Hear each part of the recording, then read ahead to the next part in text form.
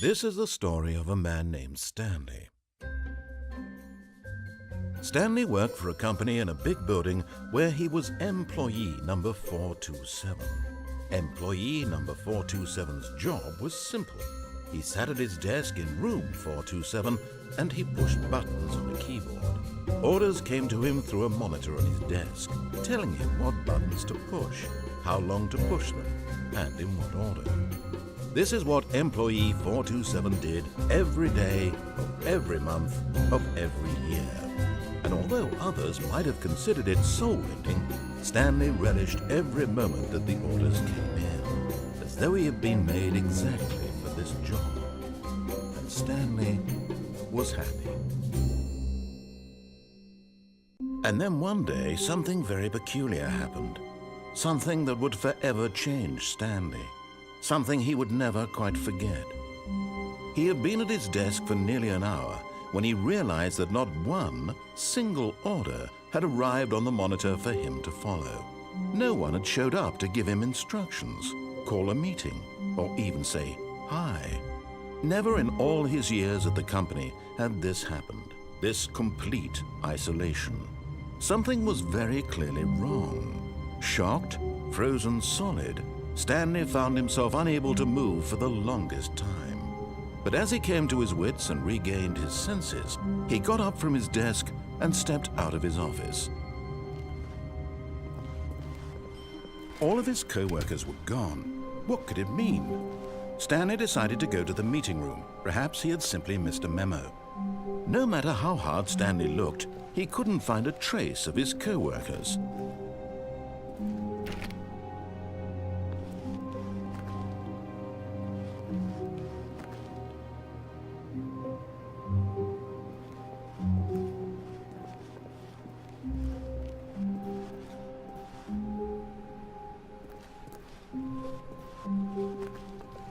When Stanley came to a set of 2 open doors, he entered the door on his left.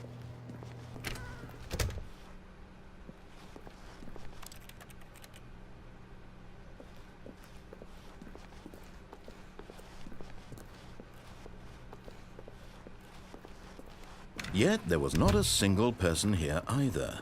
Feeling a wave of disbelief, Stanley decided to go up to his boss's office, hoping he might find an answer there.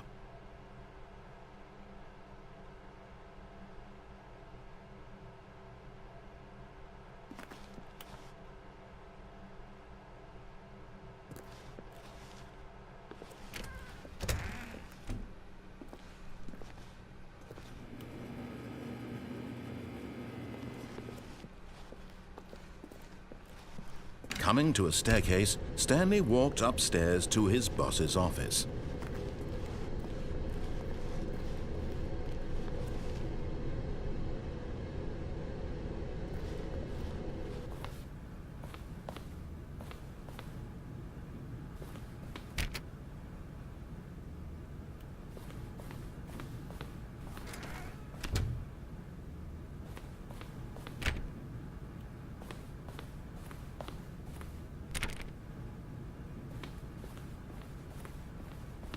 Stepping into his manager's office, Stanley was once again stunned to discover not an indication of any human life.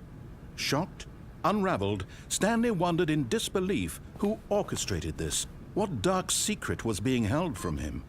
What he could not have known was that the keypad behind the boss's desk guarded the terrible truth that his boss had been keeping from him. And so the boss had assigned it an extra secret PIN number. Stanley was in such a rush to get through the story as quickly as possible, he didn't even have a single minute to just let the narrator talk. That kind of anxiety isn't healthy, so he relaxed for a few moments with some calming New Age music.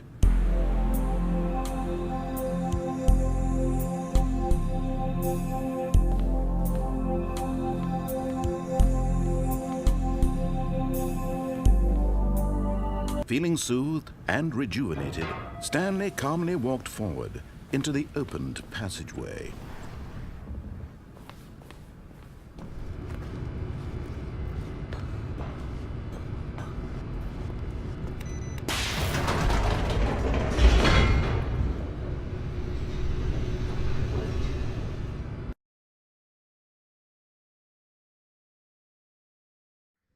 Descending deeper into the building, Stanley realized he felt a bit peculiar.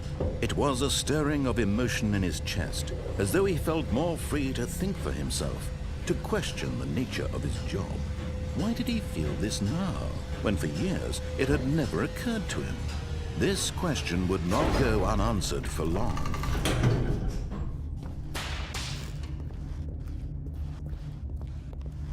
Stanley walked straight ahead through the large door that read Mind Control Facility.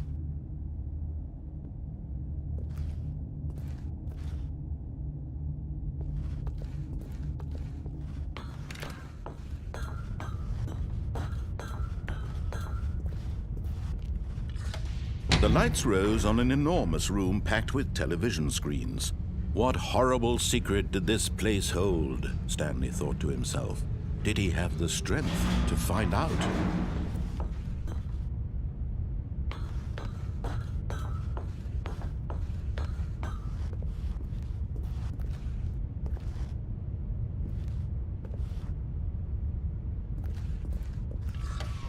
Now the monitors jumped to life, their true nature revealed. Each bore the number of an employee in the building, Stanley's co-workers. The lives of so many individuals reduced to images on a screen, and Stanley, one of them, eternally monitored in this place where freedom meant nothing.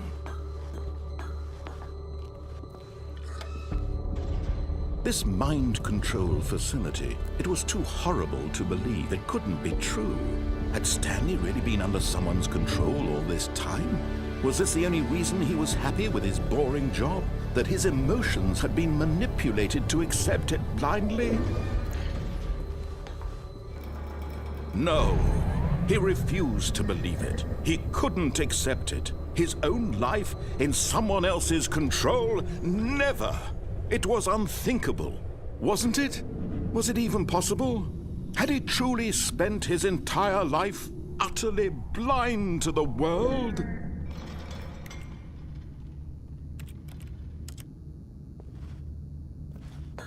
But here was the proof, the heart of the operation. Controls labeled with emotions, happy or sad or content, walking, eating, working, all of it monitored and commanded from this very place. And as the cold reality of his past began to sink in, Stanley decided that this machinery would never again exert its terrible power over another human life. For he would dismantle the controls once and for all.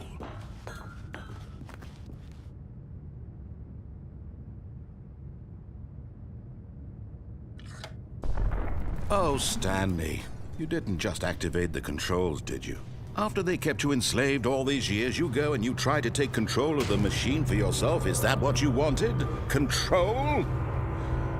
Oh, Stanley, I applaud your effort, I really do. But you need to understand, there's only so much that machine can do. You were supposed to let it go, turn the controls off, and leave. If you want to throw my story off track, you're going to have to do much better than that.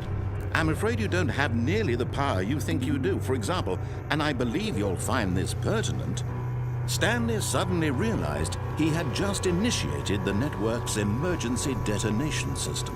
In the event that this machine is activated without proper DNA identification, nuclear detonators are set to explode, eliminating the entire complex.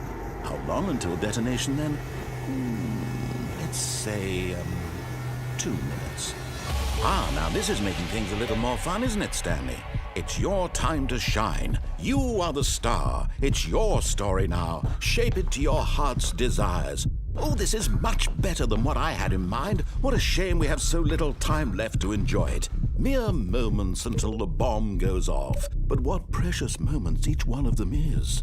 More time to talk about you, about me, where we're going, what all this means. I barely know where to start. What's that? You'd like to know where your co-workers are? A moment of solace before you're obliterated? All right, I'm in a good mood. You're gonna die anyway. I'll tell you exactly what happened to them. I erased them. I turned off the machine. I set you free. Of course, that was merely in this instance of the story. Sometimes when I tell it, I simply let you sit there in your office forever, pushing buttons endlessly and then dying alone. Other times, I let the office sink into the ground, swallowing everyone inside, or I let it burn to a crisp. I have to say this, though, this version of events has been rather amusing. Watching you try to make sense of everything and take back the control wrested away from you, it's quite rich. I almost hate to see it go. But I'm sure whatever I come up with on the next go-around will be even better. My goodness, only 34 seconds left. But I'm enjoying this so much. You know what? To hell with it. I'm going to put some extra time on the clock, why not? These are precious additional seconds, Stanley. Time doesn't grow on trees. Oh dear me, what's the matter, Stanley? Is it that you have no idea where you're going or what you're supposed to be doing right now? Or did you just assume when you saw that timer that something in this room was capable of turning it off? I mean, look at you. Running from button to button, screen to screen, clicking on every little thing in this room. These numbered buttons, no, these colored ones, or maybe this big red button, or this door. Everything, anything, something here will save me. Why would you think that, Stanley? That this video game can be beaten? Won? Solved? Do you have any idea what your purpose in this place is? Stanley, you're in for quite a disappointment. But here's a spoiler for you. That timer isn't a catalyst to keep the action moving along. It's just seconds ticking away to your death. You're only still playing instead of watching a cutscene because I want to watch you for every moment that you're powerless, to see you made humble. This is not a challenge, it's a tragedy. You wanted to control this world, that's fine. But I'm going to destroy it first, so you can't. Take a look at the clock, Stanley. That's 30 seconds you have left to struggle. 30 seconds until a big boom and then nothing. No ending here, just you being blown to pieces. Will you cling desperately to your frail life, or will you let it go peacefully? Another choice. Make it count. Or don't. It's all the same to me, all a part of the joke. And believe me, I will be laughing at every second of your inevitable life from the moment we fade in until the moment I say, happily ever up.